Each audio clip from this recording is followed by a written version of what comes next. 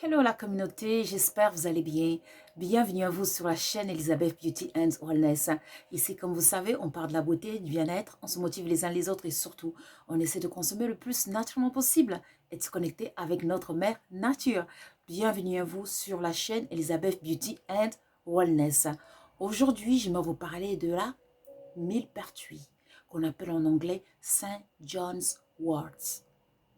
Cette plante, côté médicinal, c'est une plante qui est spécialement pour la dépression. Si jamais vous souffrez de la dépression, du stress, des problèmes psychologiques, dans ce cas, il faut consommer de la millepertuis.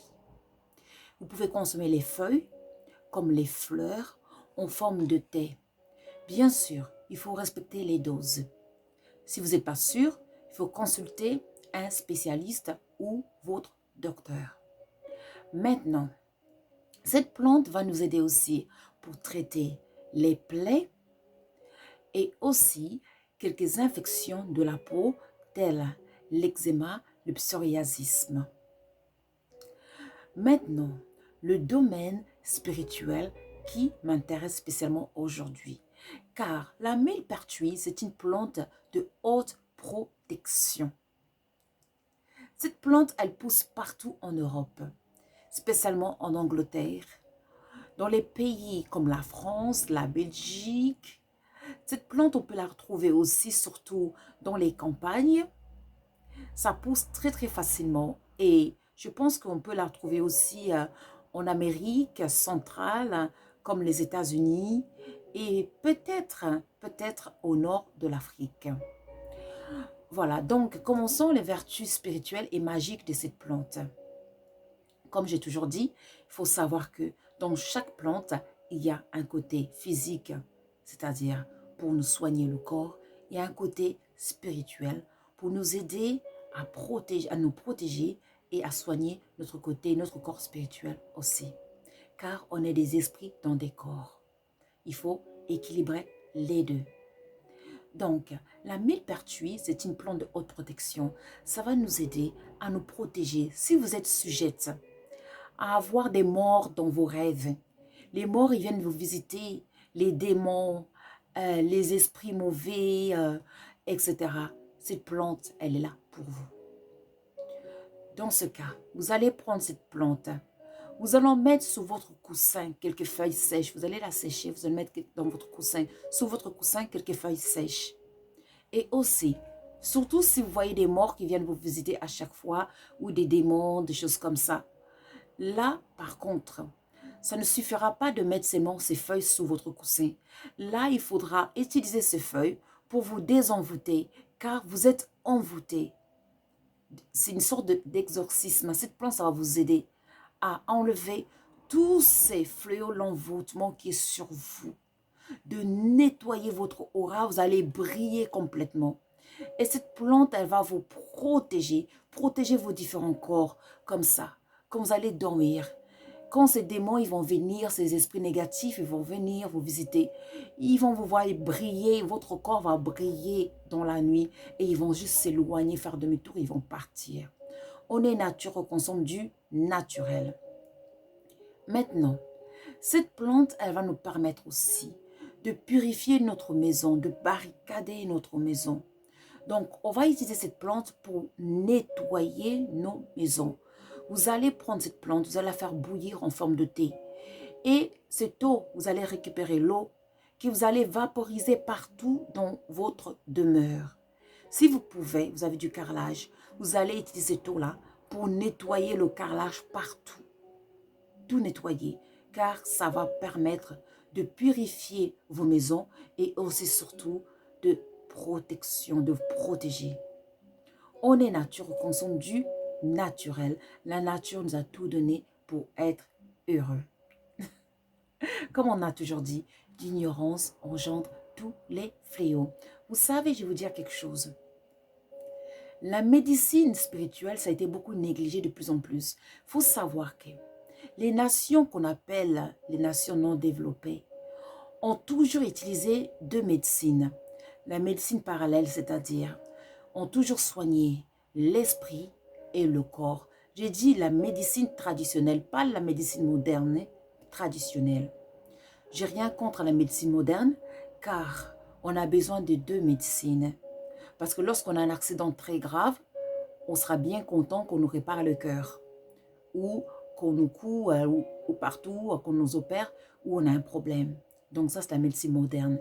Mais cependant, la médecine traditionnelle, qui a toujours travaillé sur l'esprit et le corps et les énergies, toutes les nations de l'Afrique, l'Asie, comme l'Inde, la Chine, ont la médecine traditionnelle où ils travaillent sur les énergies, car on est des esprits dans des corps. On doit travailler notre corps spirituel pour guérir le corps physique. De plus en plus, même la médecine moderne s'intéresse à cette médecine. Et les plantes sont nos alliés pour ça. Aujourd'hui, il n'y a plus de secret qu'il faut soigner l'esprit et avant de soigner le corps. Voilà. Maintenant, nos feuilles de millepertuis, qu'on appelle St. John's wort en anglais. Ces feuilles, si jamais vous êtes envoûté, comme je viens de dire, que vous voyez des morts dans vos rêves, ils viennent vous visiter, des démons, des esprits mauvais, etc.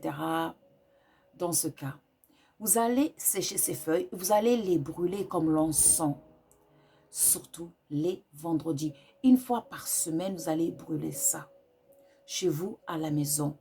Et vous allez dire des paroles. Vous allez dire ce que vous voulez que ça se fasse, que ces esprits, ces démons, etc. ne viennent plus vous voir. Vous allez, vous savez, la parole a une puissance. Donc, vous allez libérer-vous, utiliser des paroles fortes. Si vous n'êtes pas sûr, hein, vous pouvez prendre les psaumes et puis utiliser des psaumes. Exemple, il y a les psaumes 91, 80, 91, excusez-moi, 91. Vous allez utiliser ça. Et en même temps, vous allez brûler ces feuilles et ces fleurs de St. John's wort, de millepertuis. Vous allez les brûler, vous allez réciter le psaume 91, si vous voulez. C'est un exemple que je vous donne, parce que ce psaume, il est très très fort. Vous savez, bon, je vais vous dire, hein, la Bible, je ne crois pas tout ce qui est dedans, parce que ça a été modifié par l'Église catholique et par tous ces gens-là. Mais cependant, dans la Bible, ils ont oublié quelques secrets dedans qui sont très très forts, quelques paroles qui sont très puissantes, très très puissantes. Vous savez, en fait, le secret de la Bible et tous ces livres qu'on appelle entre parenthèses saints, c'est que, en fait, c'est une petite parenthèse hein, de notre millepertuis, c'est que, à force de répéter des paroles, les psaumes, c'est comme des mantras, comme ce qu'on trouve dans la religion, en fait, asiatique. C'est comme des mantras.